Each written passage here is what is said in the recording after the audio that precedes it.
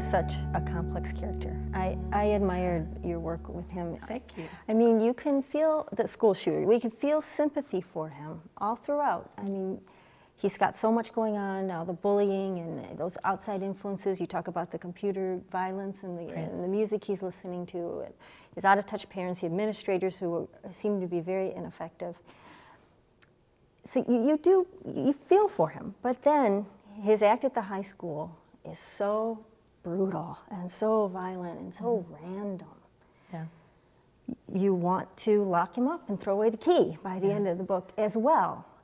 I think that's really important because the last thing I wanted to do was write a book that would glorify school violence. And I know a lot of friends of mine who've read it, who are teachers and in school administrations, said they were very scared at first to read this book because they didn't kind of know where it was going to shake out. Right.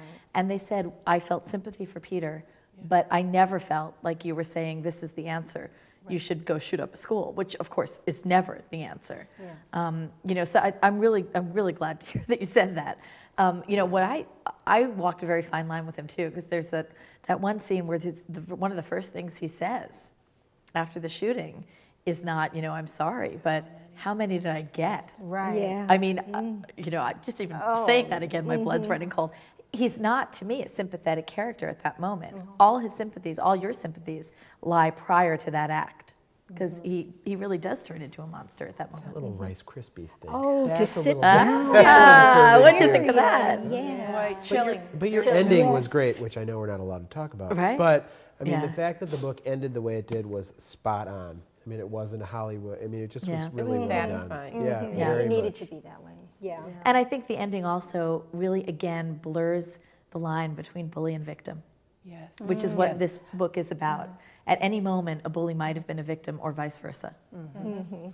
Did you find that in your research on the kids that were the school shooters, were they like Peter in many ways? Or did you find Yeah, I mean, commonalities? everyone in this book is a compilation, you know, down to the cliques and the kids who are bullies. And of course, one of the problems when you're writing a book is that you can't really write a 500, you know, person high school into a book because none of you would ever want to read all those characters. So you have to boil them down a little bit. And in that sense, you know, maybe Matt is a little crueler than other kids are, but he has to be for the purpose of this book.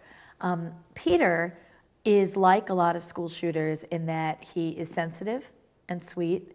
He doesn't seem to fit in with socially acceptable cliques or socially acceptable competitive groupings like athletes or, you know, even art students or something, brains, something like that. He has very little self-awareness. He doesn't realize what other people see when they look at him. It's like not having this radar in some way. The interesting thing is that a lot of people assume school shooters are total loners, and that's not often the case. That sometimes they do have other kids that they connect with, but they still in some way feel demeaned and like they're entitled to more. Sometimes they're the class clowns. I mean, they're not always the fringe kids who are hiding or not ever speaking in class. Think about the Columbine shooters standing out in their black trench coats, you know, and really trying to make their presence known. Right. It's not always the quiet, shy, reclusive kid, which I think is the stereotype that we're usually, you know, pointing out. Sometimes it's not. Sometimes it's the kid who is just saying things that just aren't quite appropriate or doing things that aren't quite appropriate. Right. So yeah, Peter does fit the model of a lot of those school shooters, but there's a part in there where you see the FBI profile of a school shooter, and it actually will fit every adolescent in their life at some point. Yeah, so you can't really go by that. You can't. Yeah. You can't pick That's them out what of the crowd. the is kids what in the you're high school I saying. spoke with all noticed that. They're like, but I fit the profile of a school shooter. And I said, well, that's kind of the point. You know, at some moment, you all will sort of fall into that range of characteristics.